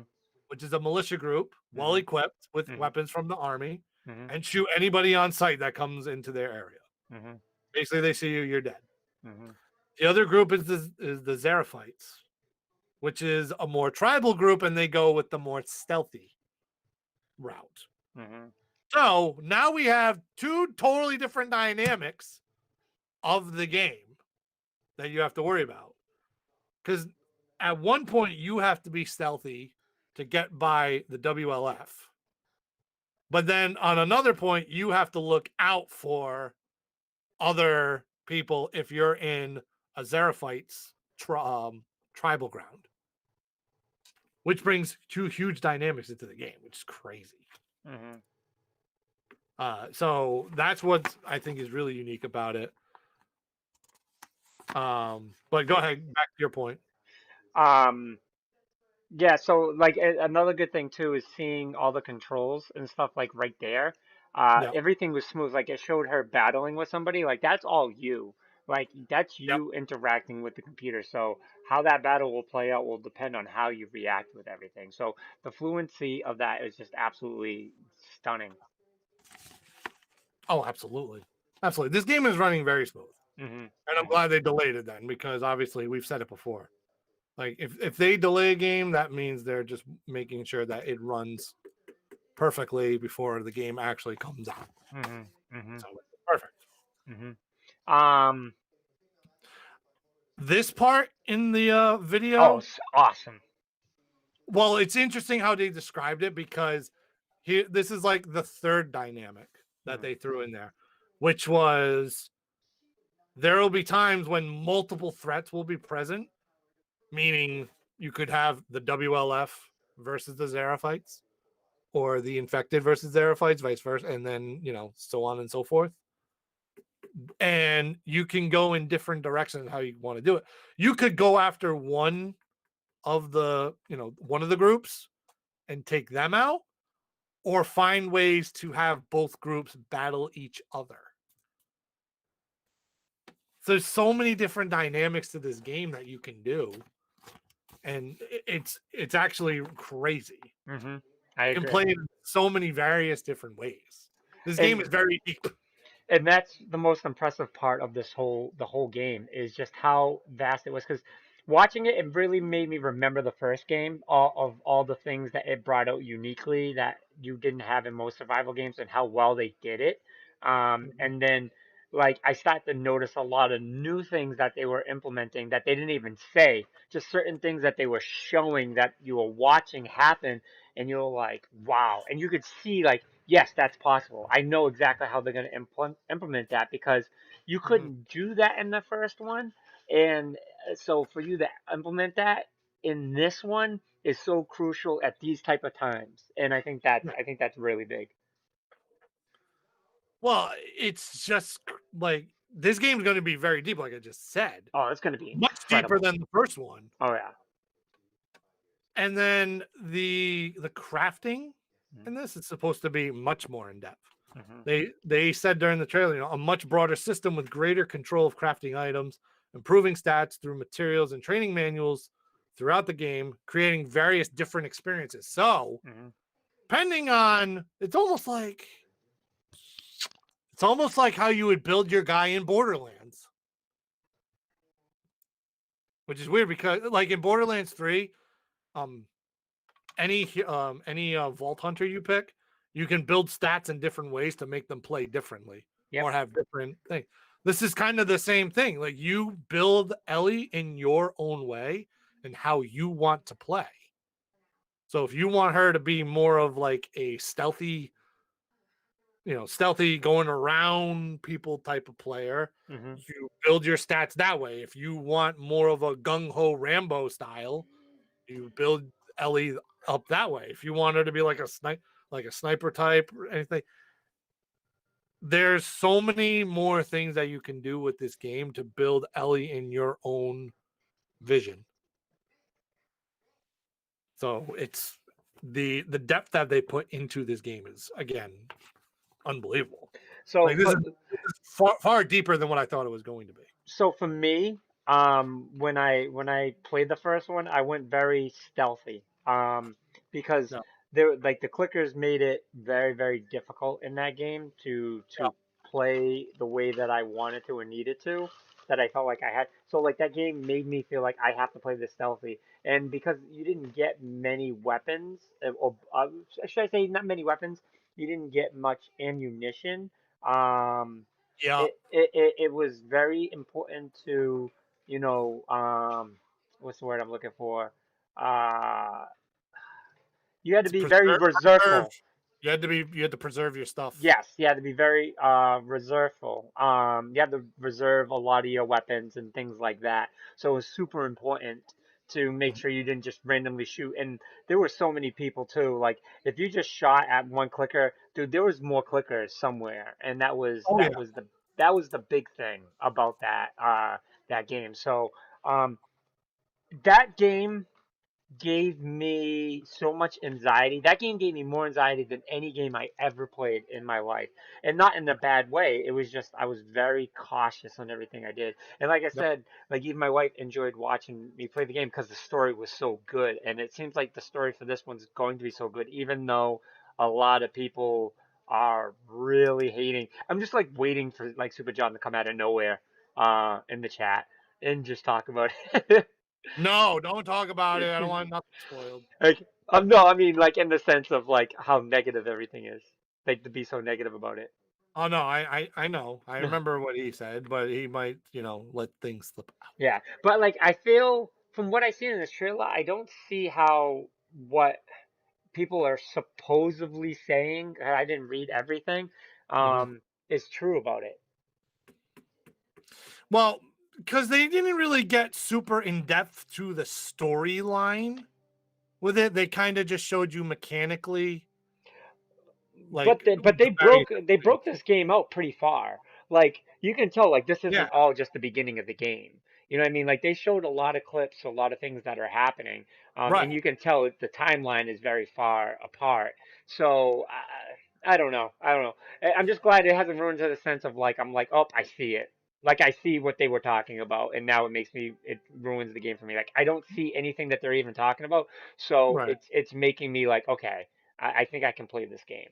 Well, that's my point is like this whole gameplay scenario, that's solely what it was gameplay. Like they didn't give away like any No, storytelling no, no, no, they at didn't. all. They didn't. No dialogue. There was very, or I should say no dialogue. There's very, very, very, very, very little dialogue Mhm. Mhm. involved in this. Like you saw some dialogue right at the end of Mhm. the gameplay, but you're like, remember me? I don't know what that means. She's like, I "Oh don't yeah." She's like, "You remember me?" Oh yeah, Yeah. you remember me. Why? How Yeah. did you know? We don't know. Yep. Yep. But it's really funny to throw stuff out Mhm. like that. Mhm. Um, but yeah, overall it looks great.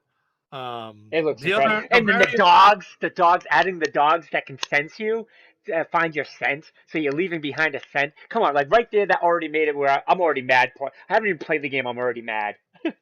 well, that's the thing, and that was actually that's in my notes. Yeah, that's the WLF. They Mhm. control the streets of Seattle with dogs that pick up your scent. So trying to be stealthy in a camp full of people that have army weapons, yeah, Mhm. and dogs, might I add, Mhm. um, is not going to be an easy task. And that's what I mean too. That's where it brings me back to the first one because the first one I played it so stealthy, and I can already see I can't play this one to the key to the way that I took advantage of the first one, because of all the extra things they added, and I love that they seen something they were like, you know what, people are going to be used to this. We're going to have AI. They're going to have the AI evolve and now make it harder. Where everything you knew in the first one is you have to adapt completely all over again. Oh yeah, of course. But it's going. The last game I felt like was very stealth heavy, and I'm not saying this game isn't going to be stealth heavy, but I feel like that was your main task all game was to be stealthy and then pick up everything that you could see on the ground. Mm, It was very that was one of my only problems with the game was like it was very monotonous on how you had to pick up like everything in every single area that you had to go to. Like hmm you clear out the area and what do? Find materials everywhere. You have to look everywhere. Because if you don't, then you're not gonna have enough material to like basically survive throughout the game. Yep. Yep. It'll be very hard. I'm very impressed. I'm very, very impressed. Everything they showed in this trailer blew me away. I'm super impressed. Everything, every aspect of it. There was nothing to me that was depressing or disappointing about this game. Oh no. No. If anybody came out of watching this saying that they had a major issue with it, I don't know what to tell them. I really don't know what to tell them at that point. This game was again a lot deeper than I anticipated it to be. They added a lot of features that I never expected or never anticipated to see in it. Think of like the various different items that they put in there. Like silencers are back. Silencers were in the game in the first game, but they added proximity mines. I don't remember proximity mines in the last game. I remember like nail bombs. But then you can craft things like explosive arrows, which I don't believe explosive arrows were in the last game. Not explosive, but like you can do fire arrows. Well, yeah, there were fire arrows in the first game. Yeah. Yep. Okay. Yep. Well, apparently there's explosive arrows in this one, so now we get to blow people up with arrows. Again, overall, I'm very impressed with it. It's gonna be a fantastic game. I wish I got to play it at PAX East, but I understand why we didn't get to play it at PAX East. I don't know. But no, I mean the game's coming out. Thanks for bringing that back up. Look, the game PAX East was 3 months ago. We are now what? 3 weeks away from the game coming out. 2 weeks away? Actually, wait. We're 2 weeks away, right? Yeah, 2 weeks. We're 2 weeks away from this game coming out. So I'm pretty sure we can hold on for 2 weeks and then play the game. So it's going to be very interesting to see where the story goes. I agree. Sure. Well, we did an amazing job on the show today. We went right up to our time. Close enough. We still got 5 minutes of talking. Oh, actually, there is the other pieces of news. Oh yeah, please, definitely. That I brought up. The quick news for the end of the show. Which was Final Fantasy Crystal Chronicles got a release date today, which is August 27th. Nice. Nintendo shared that, and I believe PlayStation shared that as well. PlayStation's getting it too. I think they showed that as well. Well, according to what Andre said, which we don't know where Andre went. I know.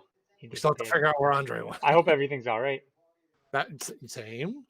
I messaged him and I was like, and I haven't heard anything. Yeah, we haven't heard any message back. Maybe his phone died. Hopefully, it's just his phone died. Yeah.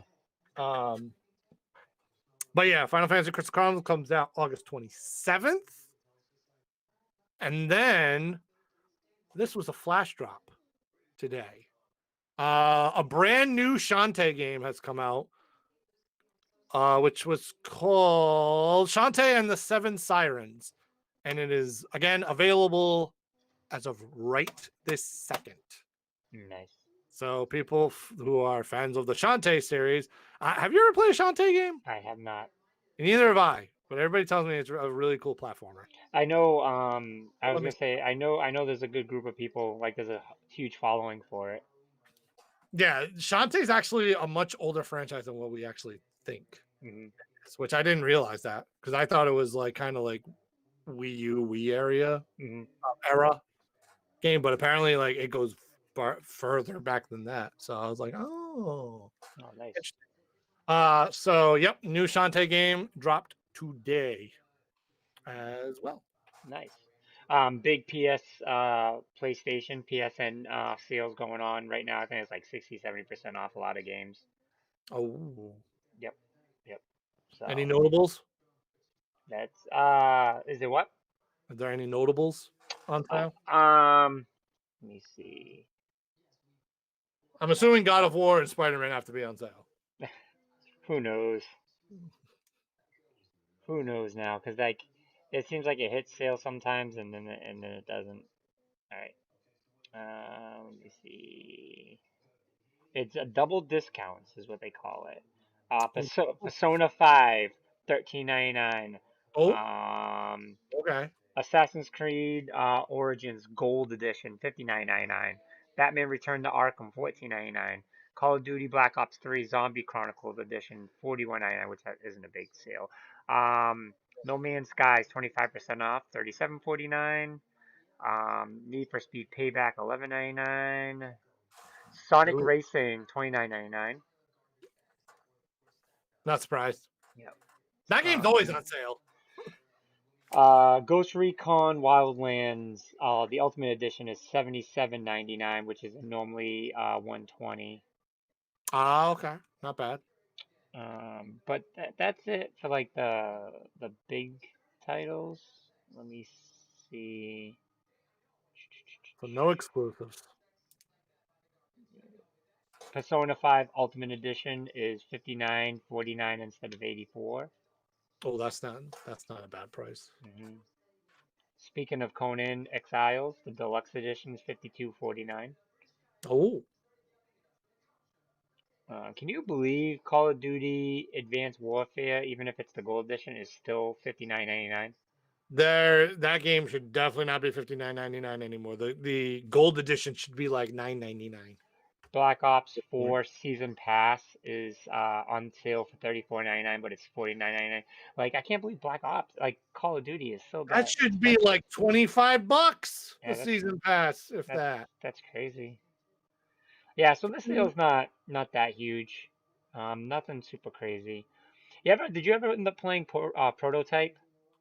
No. Prototype was a fantastic game for Okay. PlayStation 3. Fantastic game. Yeah, I remember you telling me that it was a very good game. Yeah, I enjoyed that. That was definitely it was in that era of Infamous and what is it? Not Darkness. What am I thinking of? The one with the popular like War was the first hero, Death was the second hero. Oh, freaking Darksiders. Darksiders, there we go. Mhm. Um, yeah, so nothing other than that. So nothing super crazy. Oh, also, by the way, is it tomorrow? Oh, it is tomorrow as well. Not only is Xenoblade Chronicles Definitive Edition dropping tomorrow for the Switch, but all them 2K games that got announced are dropping tomorrow for the Switch. So, What two if game? the 2K games. So, for all you people that have never played Borderlands or BioShock or XCOM, which more than likely a lot of people haven't played XCOM, which I almost want to pick that up because I liked Mario plus Rabbids. But Borderlands, XCOM, and BioShock are all dropping tomorrow. So Borderlands, phenomenal series. BioShock, phenomenal series. If you haven't played them and you want to bring them on the go, pick them up. Borderlands wasn't my cup of tea, but it is a good game. Like I'm not gonna say it's not a good game. Like it's one of those games that are hard for me to stay attracted to and continue to play. I love Borderlands. That's just me. I love Borderlands because I love I like goofy shit. Yeah, yeah. For anybody I that doesn't mean, know me, I I love mean, me some goofy shit. I like goofy stuff too, but there's just something about that game. It was a lot of with the controls. The controls were the thing that I really wasn't a huge fan with. But I feel like that's one of those games I got to play with friends. I'm not a huge fan of it by myself. Gotcha. Oh no, playing with friends is fun. I'd play. Yeah. If you picked it up, I'll play. Yeah. So cause do you have it on PlayStation? I don't have it on PlayStation. Yeah, that's what I have. I have it on PlayStation. You know what's funny? Like last year, I get the frigging codes for hands. I wonder if I have that card still. I got the codes for The Handsome Edition. the Handsome Edition and the enhanced Borderlands 1 edition. And I ended up putting the Borderlands Enhanced Edition on my Xbox and then the Handsome Collection on my PC. Mm-hmm. Then I ended up buying the Borderlands Enhanced Edition for PC That's after that. So, that's funny.